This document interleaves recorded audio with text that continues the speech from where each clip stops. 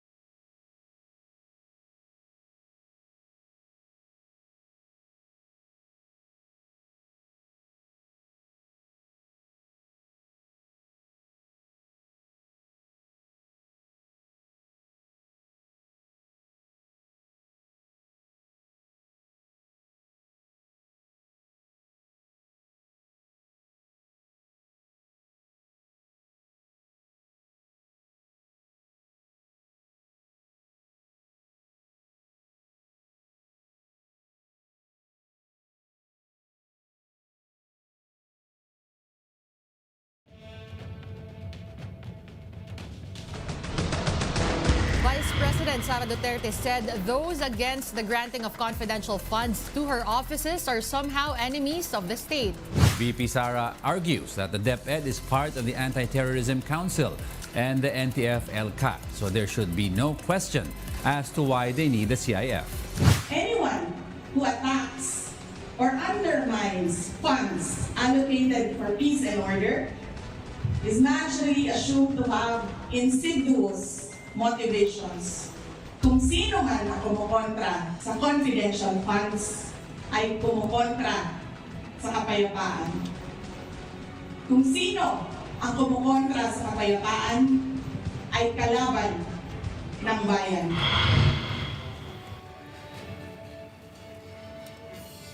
Welcome back to the Chiefs. With us here in the studio, ACT Teachers Party List Representative Franz Castro. Good evening, Congresswoman, and welcome in Magandang person. gabi po. Maybe po. Good evening. Okay, unang-una po namin tanong dahil doon sa ano yun eh. Bakit naman kayo lumalaban sa kapayapaan? Kalaban kayo ng bayan. Well, nabigla ako doon sa pagre-relate noong confidential fund doon sa kapayapaan. So, in fact nga siguro ang tinutukoy niyan yung buong makabayan siguro no na anti-peace kami. Pero hindi naman totoo 'yan. Kung naghahanap ka lang ng accountability, transparency doon sa public fund, bakit naman kami magiging kalaban ng bayan or magiging anti-kapayapaan? So, hindi ko alam kung saan hinugot yun ni But Vice. apparently it applies to everybody who is critical of the use or possible misuse of confidential funds. Hindi lang po yung Makabayan Block, pero anybody else who raises questions about it. Oo nga, Including the yun House of Representatives. Actually, Dahil so parang lahat, may ano, yung- consensus, di ba? Actually, yun yung tanong ko, I know we start off laughing about it, but on a serious note, her message was not na anybody against confidential funds. Because I think on a certain level, people understand na, meron namang application talaga ang confidential funds sa national security, peace and order, and so on.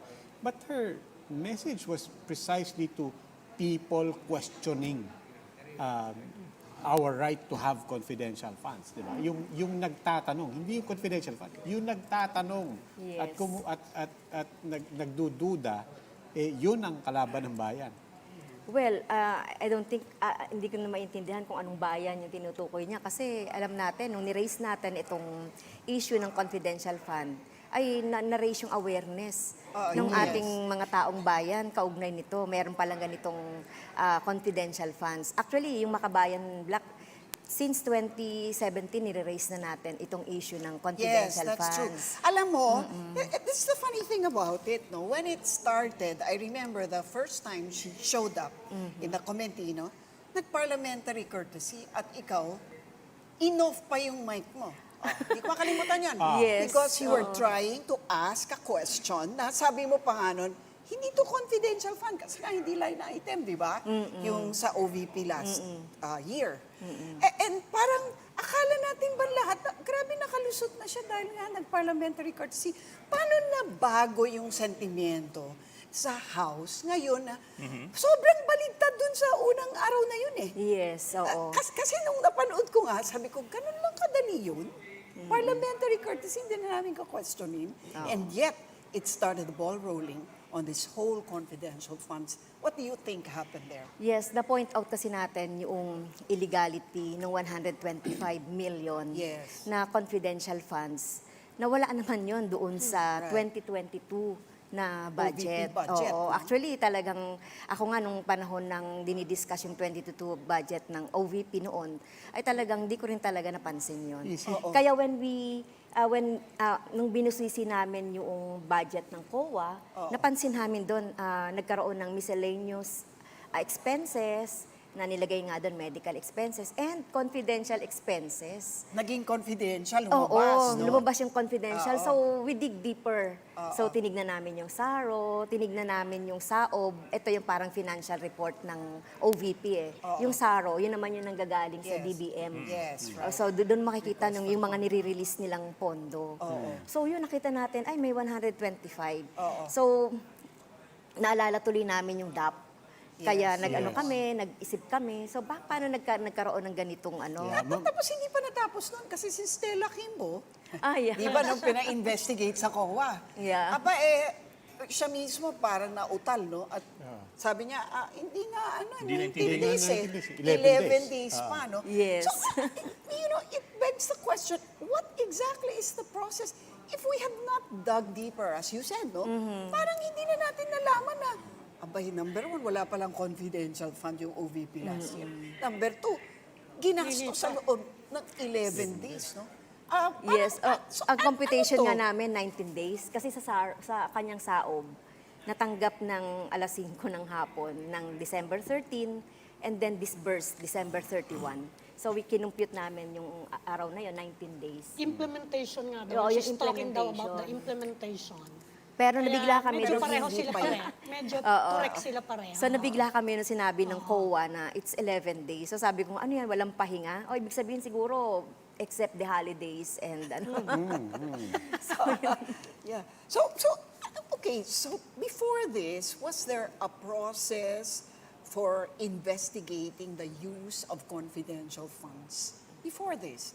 Or tahimik lang, wala na, hindi na napag-usapan? Well, oo. Katulad ng sinabi ko kanina, no, 2017 pa lang, kino-question na natin talaga yung confidential funds. Pero So, wala.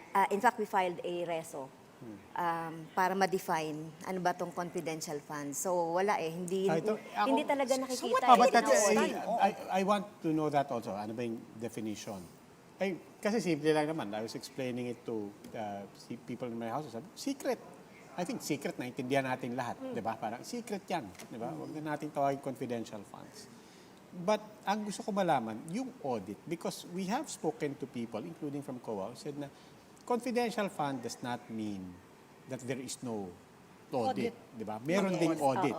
Merong restrictions maybe sa reporting or public access ultimately to that. But could you, now that you're there, executive pa eh, di ba? but could you Executive explain it, session ano, pa parang, yan, parang- I'll start with that. Gaano ka-secret yung secret? Yeah, and Meron, ultimately ba, kung hindi kayo nagbubusisi sa Kongreso, hindi talaga sisingaw yan, yung audit, ano magagawa namin sa audit? Ayun lang po, that's the general question. Ano Well, ibig sabihin talaga ng oo. secret? Para sa amin nga, hindi na nga dapat ito tawaging secret. Kasi meron itong joint circular that you have to follow. Sino yung entitled, paano mag-report, paano to i-audit. So, may mga gano'n naman So, eh. actually, Doon may reporting and auditing. May reporting and auditing. And So, in kaya fact, lang nga, may reporting to Congress, di ba? may reporting to Congress sa Senate. By executive Sa Senate. session. Executive session. Executive So, ito nga session. tatanong Okay, ko eh. so, Pero Meron na bang na-report sa nakaraan na mga confidential funds? Meron na bang na-report sa Congress? wala. Ang mga kongresista, hindi yan nakikita. Kasi nire-report lang yan sa Even Speaker. senators? At saka sa Senate. Oo, hindi rin nila nakikita. So, Kasi di ba binanggit Kasi kung- ni Rafi Tulfo sa atin, na actually meron Merong yung executive session nga. Pero Yeah. he's not satisfied nga daw with the reporting. Kaya nga so parang ang Kasi Sa, ang dami-dami ngayon lang ano. nangyari siguro yung executive session. Pero Pero, in the dapat past- regular talaga yan na every quarter kasi Every quarter? pinagpapasa. Na Ma'am, pero kasi hinimay ko yung joint circular yung joint eh. May mga required documents talaga doon sa Yes. reporting submitted to the ICFAO, yung COA Yung Special Unit, and to COA the Speaker, chair, and oo. to the Senate President, and to the President. However, mukhang nagkakatalo doon sa anong klaseng o anong quality ng documents na ipapasa doon sa report. Kasi among, May mga certifications. Opo, among the primary documents that I saw doon sa joint circular, kailangan mo ng certification from the head of agency na ginamit ko ng husto. Yes, ganun So, lang.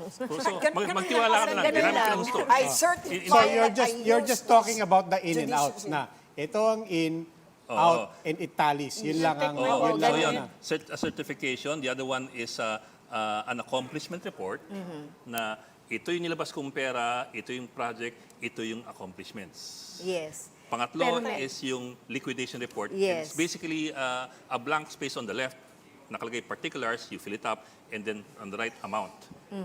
That's all that I can see dun sa joint circular. I think there is no mention of what kind of documentary evidence to prove that the money was really spent spent. as actually In other words, reported. may resibo ba? Oo.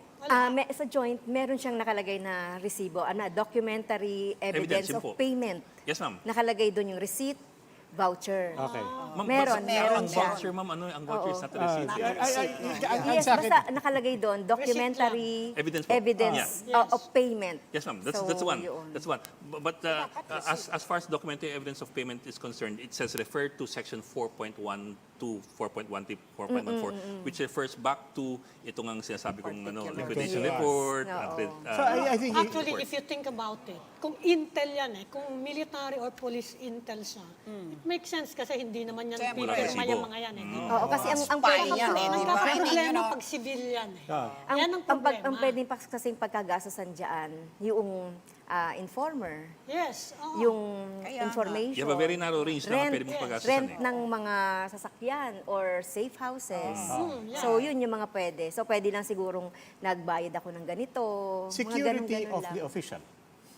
Hindi Is that pwede Hindi, yun. dapat Hindi of the pwede yun. state. Kasi Hindi. because that was one of the arguments, di ba? Parang particularly for the That's not for in the security circular. detail, di ba? Wala Wala yan. siya. Wala siya sa circular. I want to Kaya- go back to the objectives of the joint circular because it says the ultimate goal and point of the was to provide a more accountable and transparent use, which seems ironic.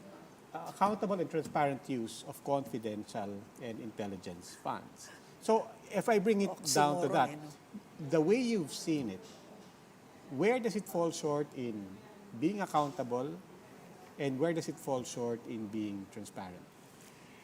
Yes, sa tingin natin kulang yung circular.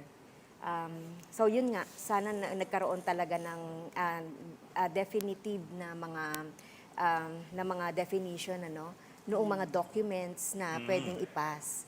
So parang short doon kaya tinitignan nga natin at nag-iisip ngayon ng makabayan na mag-pass ng bill para diyan kasi nga etong JC na to tingin ng aming mga legal luminaries parang kumbaga unconstitutional nga siya kasi nakalagay kasi sa Constitution, lahat ng public funds, ika-classify mo lang siya, may mga classification lang siya, should be accounted for. So, hindi siya pwedeng i-secret. Ma'am, ang So, yun yung- nag-usapan nga namin kanina, parang it's the new pork barrel. Yes, oo. Kasi lumaki na lumaki in the billions, but unlike the pork barrel, wala siyang paper trail. Ang pork barrel kahit paano may public bidding na dapat. Kasya na. Nakikita Kasya kang na kinukuha. or whatever, no? At Cash kasya pa daw nang siya. ibinibigay. Kasi sinasabi ng COA Dahil wala nga itong kailangan na paper trail, cash yan ibibigay. Halimbawa, itong 125 million yan.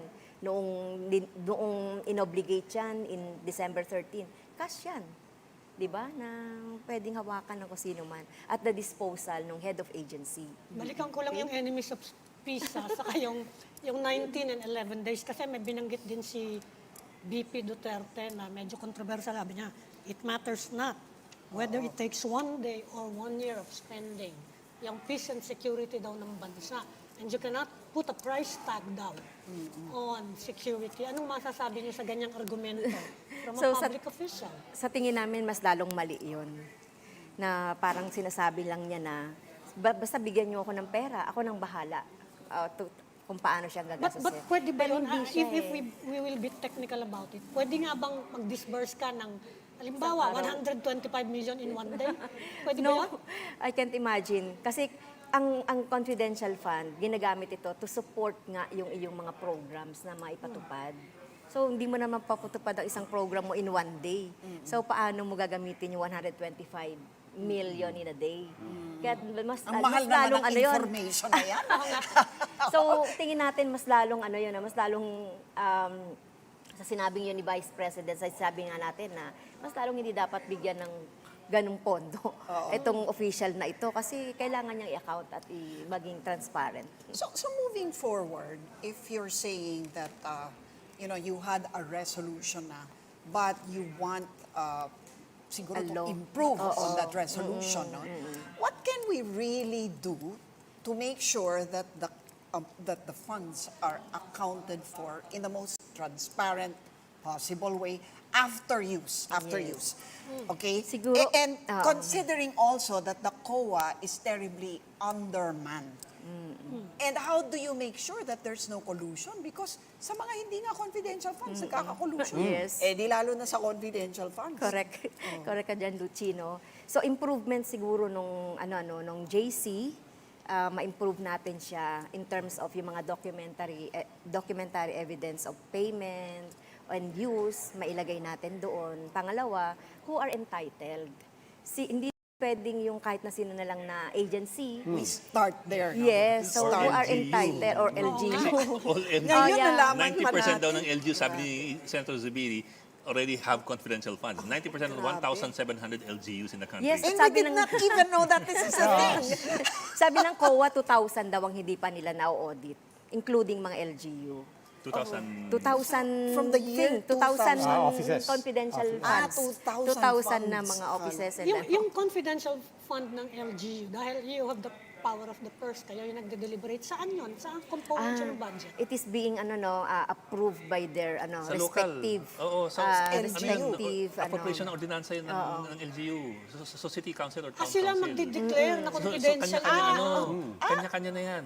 So parang sa magdideclare. IRA, Ordinance kung lang ano yun? man, sila na yun. Because the local LGU So hindi yun sets its own dumadaan. budget. Hindi dumadaan Ordinance, Mga approval ordinance sa- lang po yan. Pero ano rin, they are DILG or covered pa rin. They are covered pa rin by the JC. By the JC. They are covered pa rin by the JC in terms Kasi of mga the JC, reporting. the yung JC mga ano. also sets kung ano restrictions sa appropriation ng LGU eh. For example, the LGU cannot appropriate more than 30% of its peace and order budget for confidential funds.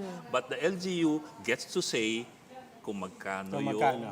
budget niya. Iakalap na budget. Because each LGU sets its own those are two ways of pondo looking eh. at it. Pwede mo lakihan yung budget, Correct. eh, ito pa rin yung threshold mo ng 30. Di ba? In other So, words, kahit wala sa ibabaan G- mo. wala Pwedeng sa G- lumaki pwedeng ng lumaki pa yun. rin.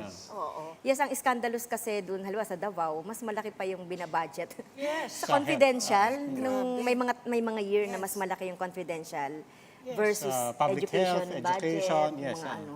So, magtataka ka talaga, no? Kasi noong 2016, yung mga teachers nanghihingi yan ng ano eh, parang city allowance. Na lahat ng mga maunlad na mga city merong binibigay na at least 1,000 sa mga teachers a month. Pero inano yun eh, ni-reject ni Hindi VP na-approve Sara. yun. Oo, hindi na-approve. Pero tapos malalaman ko, meron palang 460 noong nung ganito. Sabi ko, 204 million nga lang, pwede na yung pang-allowance ng mga teachers. Pero kasi technically pasok po yun sa sa JC kasi it's 1/3 lang of the total peace and order Yun na nga budget. Yung Which sa they should of tanong course ni, on their own. ni Lucci kanina, na may nagbabago na ihip na hangin sa Kongreso. All of a sudden, hindi lang kayo yung nagtatanong ngayon, you mentioned, well, kasi nakita yung legality and so on. Is it the legality or is it the surveys coming out na ratings. bumabagsak yung rating? Parang biglang nakita ng mga politiko na, teka muna, Significant parang yung mahalaga drop pala eh. to sa taong Significant bayan. yung drop. No, but because I think it's combination. no, because I think there are questions after that on the political side, especially Yes, with oo. the Vice President doubling down on Yeah. her sentiments. So nakikita kasi ng tao ngayon, 'di ba, economically, we are on crisis. So nahihirapan ng mga tao sa Nasabayan ng sa inflation. inflation, sa sweldo, sa ganun. And yet may makita pala sila na merong secret funds na at the disposal ng head of agency. Kaya parang talagang natitiis yung kami naghihirap na ganito and yet meron pala kayong ganyan na winawaldas as confidential funds. So parang may ganong relation. Nakita namin yung high relationship nung ganong So mga ngayon, issues. we're having this kind of discussion. Kaya siyang i-correct ng legislation. And Yes, is there oo. political will to pass this kind of legislation? Well, oo. Natuwa nga kami sa leadership, partially. Partial victory. May kabig doon. May partial victory ang mga mamamayan dahil nga na-aware siya, tapos nakita ng leadership ng Kongreso na dapat talagang tanggalin sa mga agencies na hindi naman kailangan ng confidential fund. Pero dahil sinabi kong partially, hindi pa kasi namin nakikita in black Ayun. and Wala white. pang ano eh. Sabay ka pa Oo, kahit na magkakalikot sinasabi ni Speaker na tanggal na yan sa education or tanggal na yan sa OBP, alam nyo, mahaba pang proseso ng ng budget. Up to the last second yan sa BICAM, may mga negotiation pa yan na magaganap. So doon kami natatakot. Yes, ma'am. Oo. Pero ano, yung removing allocations from one agency and moving them to another, okay, that's a good thing, I suppose, at this Yeah. point. Pero in the end, you're looking at medium to long-term solutions eh. Kasi number one, you need to you need to do a balancing act between, of course, the need for security and confidential funds. Kasi it really is needed by almost all governments, even the naman. Vatican. No question about it. Yeah, Actually, yeah. At one point, even the Vatican had its own intelligence service. Yes. So you have to find that balance between making sure that safe and secure yung information at yung pinagagastosan versus na-account yan.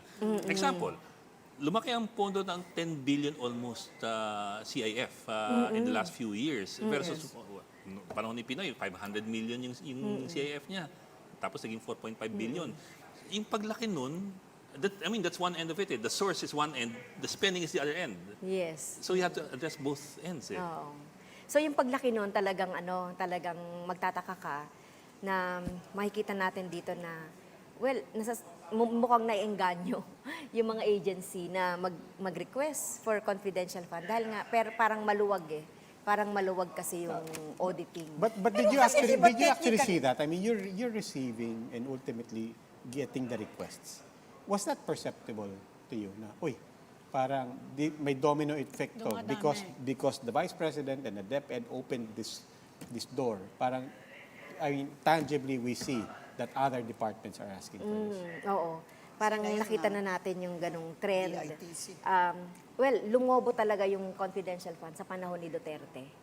So, yun, nagsunuran na yung iba't ibang mga agency pagdating nung last year tsaka itong year na ito. You know, I just wonder because, di ba, in a company, in a private corporation, di ba, pag nag-budget tayo, na-misuse man natin or hindi natin nagamit according to plan, in the next budgeting section, Penalty ka. patay ka. Di ba? Tatanggalin yan pag hindi mo nagamit. Or, di ba, kung mali yung paggamit mo, baka ikaw ang tanggalin. Okay? Ako ang tanong ko, paano lumaki yan? Yun nga ang tanong ko. Bakit pinabayaan ng Kongreso na lumaki ng lumaki nang wala naman silang visibility on how the funds are used? Kasi courteous sila. Parliamentary courtesy. But before you answer, we will need to take a break. As obviously, napakarami pa po namin tanong. We will continue this discussion right after a breather. Stay tuned to the Chiefs. Talagang kalaban ka naman.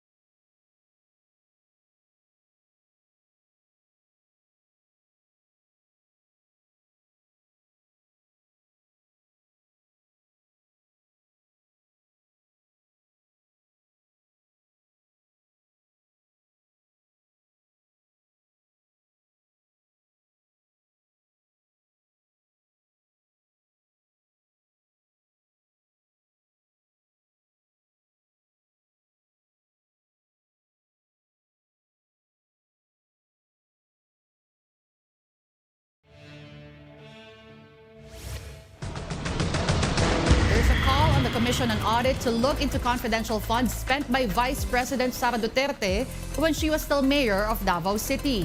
Davao's confidential expenses supposedly reached 293 million pesos. In 2018, it ballooned to 420 million pesos. And from 2019 to 2022, it has reached 460 million pesos per year.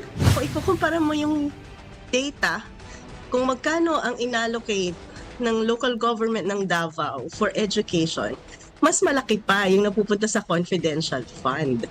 ACT Teachers Representative Franz Castro then asked the Commission on Audit to look at these figures, saying Duterte's secret spending habits may have started well before she became Vice President. Welcome back to the Chiefs. Still with us, Representative Franz Castro. And now joining us by Zoom, Surigao del Sur 2nd District Congressman Johnny Pimentel. Congressman Pimentel, welcome to the Chiefs. Good evening, po. sir. Magandang gabi po, Congressman. Yes, good evening sa inyong lahat, and then also good evening to my colleague, Kong Franz Castro. Good Magandang evening. gabi sa inyong lahat. Congressman Pimentel, dahil marami na po kami ng pag-usapan, medyo lilihis kami ng konti. Medyo nagulat mga tao na ang laki-laki pala ng mga confidential funds din ng local government, and you being a former provincial governor, vice governor, tatanungin po sana namin kayo, ano ba yung proseso noon? Could you run us through that process na madideclare na confidential yung pondo ng local government? No, first of all, let us define what is confidential funds and what is intelligence funds, no? Kasi actually, these are two different things.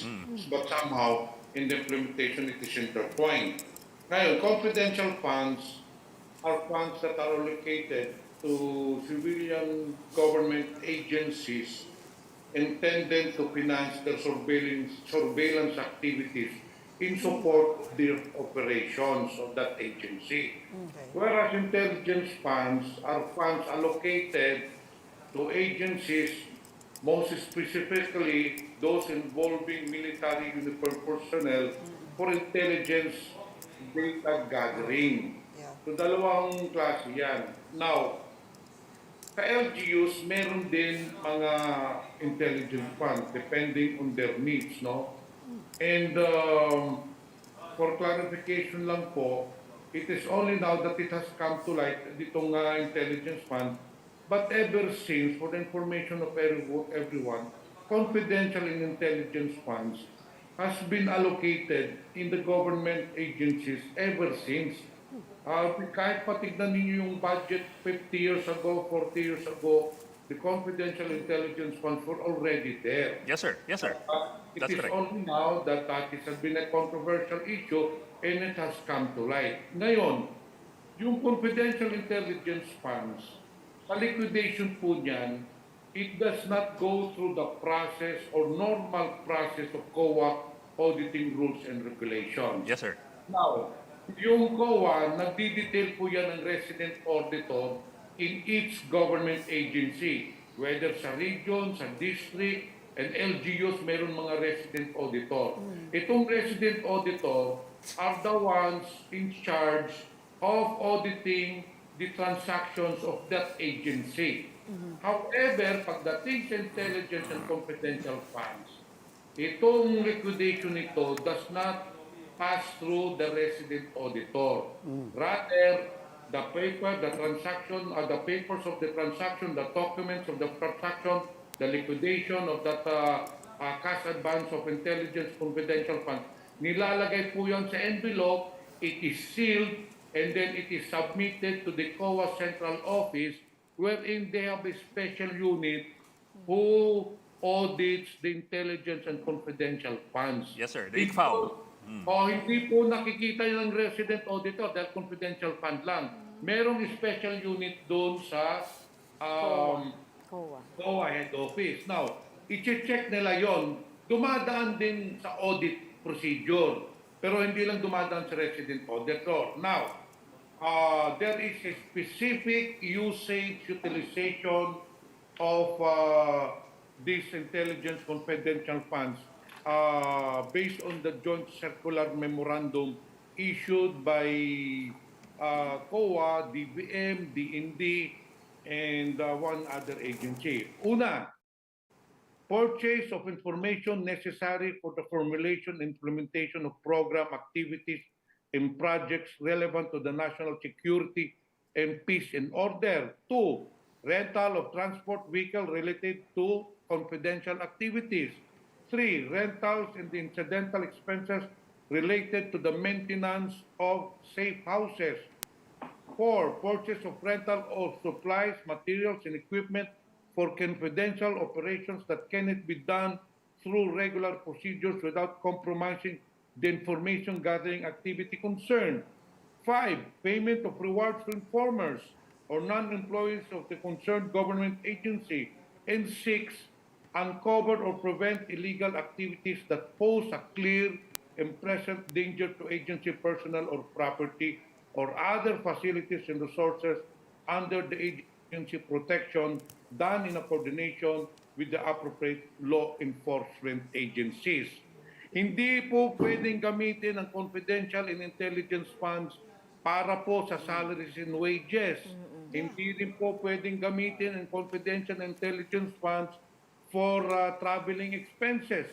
It cannot also be used for construction of infrastructure facilities or for the payment of consultancy fees. Okay. Now, if after submission of your liquidation documents, if the COA, the head office, the special unit, finds everything in order, COA will now issue a credit advice. Ano po itong credit advice? Itong credit advice will certify that the liquidation documents are in order. And this will be given to the agency, most specifically to the accountant or to the accounting department of that agency, so that the books will be cleared. Kasi po, ang pag-withdraw po ng confidential funds is through cash advance. Ini-issue po yung cheque doon sa head of entity of that agency. Kung kung provincial government, it is the governor, issue ng cheque. Kung sa municipality, it is the mayor. So, kailangan mo i-liquidate yun. Now, if there is something wrong with the liquidation, if the COA thinks that it did not conform to the joint memorandum circular, they will now issue an audit observation memorandum. Ano po ang audit observation memorandum? Ililigay po ninyo, bawal po itong ginawa ninyo, or this item is not included in the joint memorandum circular, so and so. Then that agency na nag-cash advance will have to rectify it or will have to answer that audit observation memorandum. Sir, if I may break in, sir. Yes, sir. Sir, we appreciate, sir, all the details. Pero, sir, let me zero in on one particular question.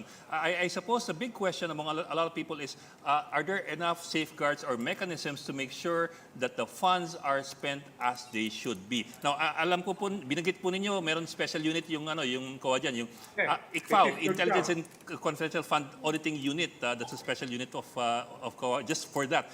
Pero at the same time, ang sabi rin ng COA, talagang sadyang mas maluwag sila pagdating sa auditing ng confidential funds for obvious reasons. So for example... No, I don't think na maluwag sila. Well, sir, let me put it... I was a governor before, I had intelligence before, and pag may mali dun sa liquidation mo, binibigyan ka ng audit observation memorandum, Yes, sir. then you have to justify. Yes, sir. You have a set of COA rules and regulations with regards to the audit of the intelligence. Sir, for example, sir, si Ombudsman Samuel Martires, in the hearing in the House just 2 weeks ago, sabi niya mismo, and he said this in public, we've never had to submit any receipts to liquidate our confidential funds. Sinabi rin yan, in effect, sinabi rin a few years ago ni Grace Pulido Tan, the former COA chairperson. Alam nyo, yung intelligence fund, you have to submit. Kung bumili ka ng fuel, you have to issue a receipt. Kung nagbigay ka ng pera doon sa informers, there is an acknowledgement receipt. If you pay for the rental of the safe house, kailangan meron ka ring certification that you read. I know that because I used to be a governor. I had intelligence. Congressman, one question. So, in the real world, para real world experience, unang-una yung mga sinasubmit, lalo-lalo na kung we're talking about acknowledgement receipts for anonymous people, di ba? How easy is that to forge? But let's even get past the question of forgeries or fake documents or fake reports. One real-world question. Kung sundin po natin lahat ng proseso at saka umabot na sa point na bigyan kayo ng AOM, how long does that take between the time that the confidential intelligence funds were spent to the time that you actually get some kind of a flag from COA na, yung paggamit nyo doon was wrong? How long does that take? Does it take It will years? take some time because ang daming intelligence funds coming different agencies. Apa. At the moment, there are 20 agencies that have intelligence funds. And because of the volume of documents that needs to be audited, it could take months, even 1 year. before you can get credit advice or audit observation Could, memorandum. could it take way past the actual term of a sitting official? It could. It could. So how do you It could be recover? na How do you recover funds tapos ng that may term have ng been official, misused? saka lang lumabas yung credit advice, saka lang lumabas yung audit observation memorandum because of the sheer volume of transactions that they need to audit. Yun na nga po. So how do you recover the funds or at least correct the budget allocation in order to compensate for what may have been lost? If the Ganito reporting... po, ano, Yeah. kaya nga, meron tayong audit observation memorandum. Now, if the COA is not satisfied with your answer, with your comment regarding to the audit observation memorandum, and if they find something is not in order, they will now issue a notice of disallowance. Yeah. Now, after 6 months that no action has been taken by that entity, then this notice of disallowance kailangan i-refund na ho ng agency. Okay. Pero Now- pag hindi nila na-refund yun, aakyat na po yun sa ombudsman. Okay, sir. Okay, so if we follow that logic to its end, how do you explain the fact that confidential fund allocations have grown exponentially in the last 12 years? Does this mean that you can safely assure the taxpayers that these funds were correctly used, properly used, and intelligently used? Kasi You know what? exponential, and now everybody's asking This for his own confidential CIF. fund has just become a controversy now because yung nakita nga natin that there are some agencies that need it least. And that is why last week, the party leaders issued a statement that we will reallocate the confidential and intelligence funds to those agencies that need it most. Yeah. Yung nangangailangan talaga para ma-rebalance, ma-recalibrate natin itong mga confidential funds.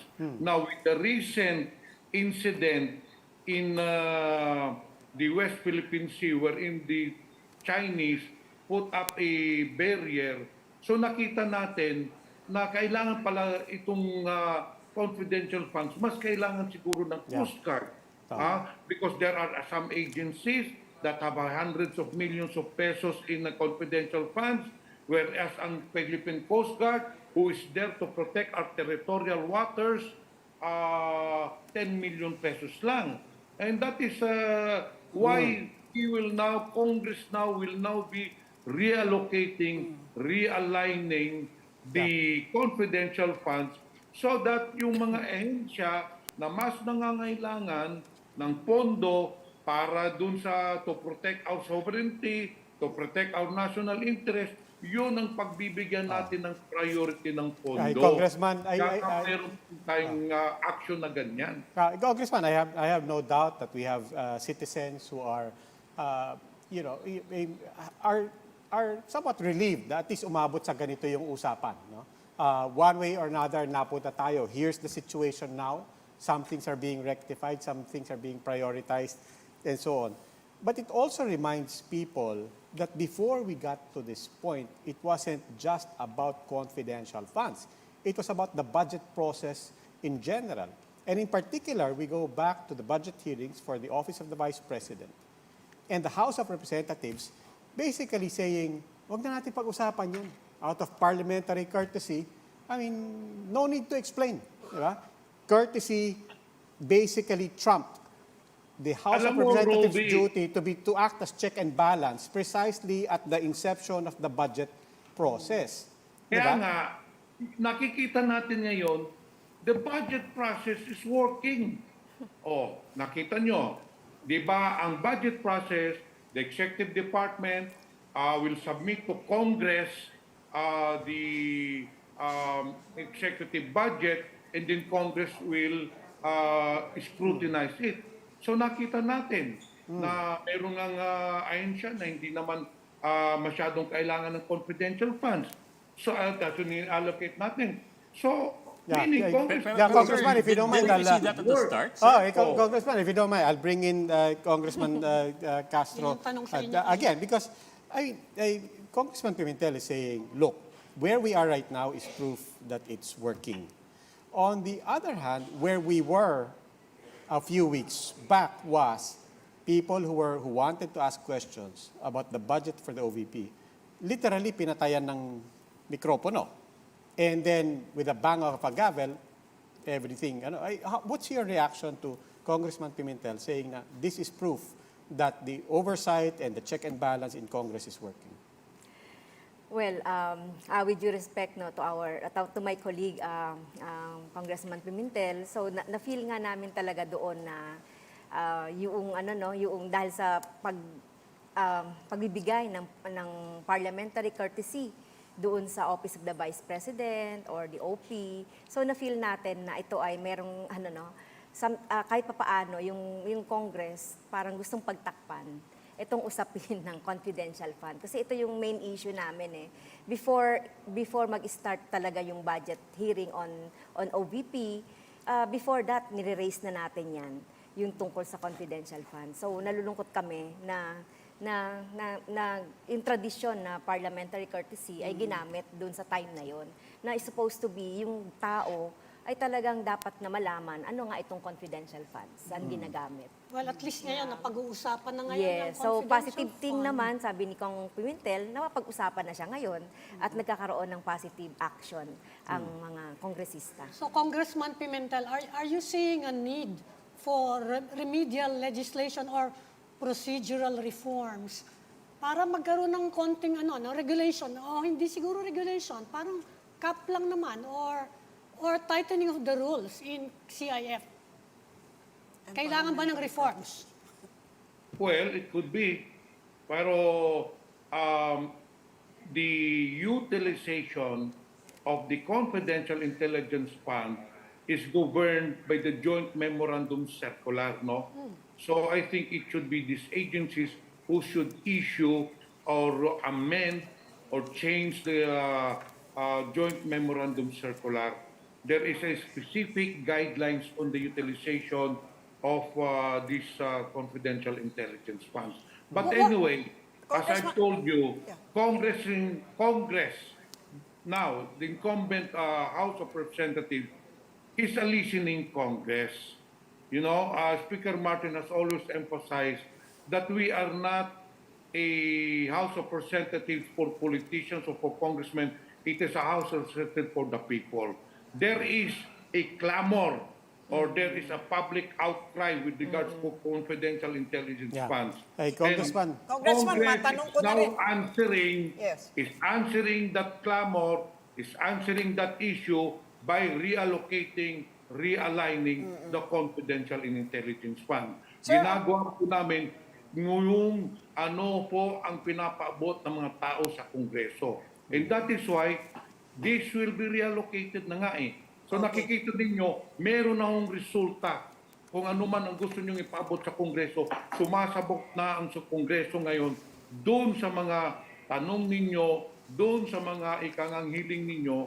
We are now reallocating the Confidential Intelligence Fund to those agencies that it is their mandate to protect the national interest of our people, of our country. Yes, sir. And to those where it is needed most. Yes, sir. Along those lines, sir, matanong ko na rin, babaguhin nyo rin po ba itong tradisyon ng parliamentary courtesy? Na padadaanin nyo na lang ang mga heads ng mga departments in the name of parliamentary courtesy? No, you know what? I would not like to comment on that because I believe that we have already passed the budget. And as I've said, what the people want, Congress is giving it. So ano pa bang natin pinag-uusapan dito? Hindi po ba? Gusto nyo ma-reallocate? Nire-reallocate na po ng Kongreso. Okay. Congressman, if you feel we'll pass that conversation, we respect that. But this conversation is starting, we started this session with one question with Congresswoman Castro. Wala po kayo, so I'd want to end this show also by asking you. What is your response to Vice President Sara Duterte that to her saying that anybody questioning confidential intelligence funds is anti-peace, anybody therefore anti-peace is anti-state. Ay, ano pong reaction nyo and what is your response to Vice President Sara You Duterte? know what, Roby? We are in a democracy. This is a democratic country. We have a freedom of expression. Any person, whether the highest government official or the lower than ordinary citizen, can say his piece. And Vice President Sara just said his piece. Kahit na ikaw, you can say your opinion. Kahit ako, I can say my opinion. Everyone is entitled to his or her opinion. So let's refer to that and let's respect kung ano man ang sinabi niya. Pero sir, do you feel alluded to by the statement of VP Sara? Do the Congress people feel alluded to by the statement na kalaban ng bayan yung mga kumukontra sa confidential funds? No, that is just, I don't feel alluded really.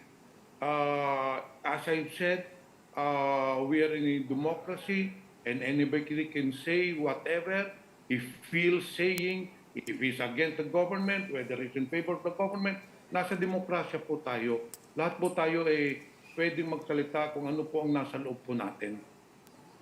Okay. Marami pa po tayong katanungan, but unfortunately, we'd run out of time. We'd like to thank our guests this week. Representatives Franz Castro here with us. Thank you. And Johnny Pimentel. Thank you, sir. Thank Maraming you. salamat po. Maraming salamat po sa inyong lahat. Here are the highlights from our conversation. Kung naghahanap ka lang ng accountability, transparency, doon sa public fund, bakit naman kami magiging kalaban ng bayan or magiging anti-kapayapaan? So, hindi ko alam po saan hinugot yun ni Vice. There is a clamor or there is a public outcry with regards to confidential intelligence funds. Hey, Congressman. Congressman, matanong ko na rin. Yes. Is answering that clamor, is answering that issue by realigning the confidential and intelligence funds. Ano, are you feeling reassured na enemy o enemies of the state pa rin kayo? Are you feeling like an enemy of that state? Is more like it. Ha?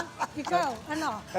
Ako, ang tanong ko is, do you feel reassured na, Yan na o nga. at least umaandar ang check and balance sa Kongreso? Nakikinig kami. Pero you remember that that was also the reaction to the Maharlika Fund Yes. resolution. I mean, Yeah, diba that's true. na parang nung nagalit ang mga tao, nagalit ang publiko, biglang, oh, you see now, we're making changes. That means we hear you. Pero we're listening. ang pakikinig sa taong bayan is not a check and balance. Ah. It is Oo nga simply addressing a political need. Yes. Check and so that you balance survive. refers to Responsibilidad nila. it refers to one institution checking on the Another other institution. institution. It is not the voters checking on the exactly. politicians. Kasi for example, in this particular case, it almost sounds as if they found out belatedly na, Ay, malas pala. na hindi pala niya kailangan. Parang, Oo. ngayon na nalaman yun? At saka marami palang tanong ang taong bayan. Diba? Parang hindi naman pala okay ito sa taong So, bayan. diba? Parang so, even here, no, makikita mo yung politicizing di ba? Because it should be executive being checked by Congress and ultimately being checked by the judiciary. Pero ang nangyayari, parang nag-check sa inyo kami, tapos pagka, di ba, public ang nag-check, tapos magre-react na lang kayo dahil sa ratings, nag-reflect ang inyong action. Di Well, ba? at least merong reaction at Yeah, that's true. sensitive yung mga politikos na ganyan. And ang tanong ngayon, magkakaroon kaya ng positive impact? Ano kayang mangyayari? Magkakaroon ba ng reforms? Pero magbabago yung constitution ng lahat di ba? Pag nag-election, Yes. bago na naman ang Congress. But ako, bago na naman ang mga I think LGU. also, we've been talking about the budget, funds, and so on. But I think, kailangan may shower out din tayo dito sa, we keep saying, walang opposition, tahimik ang opposition. And so I think you have to give credit where credit is due. It was a lonely voice. That's true. It was a few lonely voices at the House of Representatives in a traditionally marginalized party. I agree with you. Diba? That was, Alam diba? mo, sa totoo lang, the first time her audio, si Congressman Franz, was cut off. Alam mo, feeling ko, kawawa naman tong itong mga to, no? Wala talaga nakikinig sa kanila. All they need to do is to cut off the audio. But look where it has Yeah. gone Yun from ang there, maganda. no? Nakinig ang taong bayan. Because Hindi I na think, sila voice in the wilderness. I think the case study there is, you have one solitary voice. But when it gets picked up by the public and Yes. amplified on social media, ayun nga, to Senator Pimentel's point and to your point, inevitable, maririnig ng mga politicians yan. And then we're now seeing the surveys. We're now seeing that people really care and it will Yun ang matter. importante. It's good to know that people care about the Yes. way Yes. our money is being Exactly. spent. Yeah. Diba? But in And the end- people want changes. That's true, and I think we appreciate that. But in the end, you want institutions to work regardless of naman. whether or not people are People awake are watching. and watching. Ah. Because that's what they're supposed to be there for, institutions. Yun ang titingnan natin kung may mangyayari dyan. Long term yan. That's long term reform. Wanna bet? Alright. Yan ang babantayan natin ngayon. Oo. Okay, and that's it for the Chiefs. I'm Ed Lingao. Join us again next week. I'm Luchi Cruz Valdez. We hope what was discussed will keep the conversation going. Ako po si Robbie Alampay. I'm Ami Pamintuan. We are One News, all sides, all the time.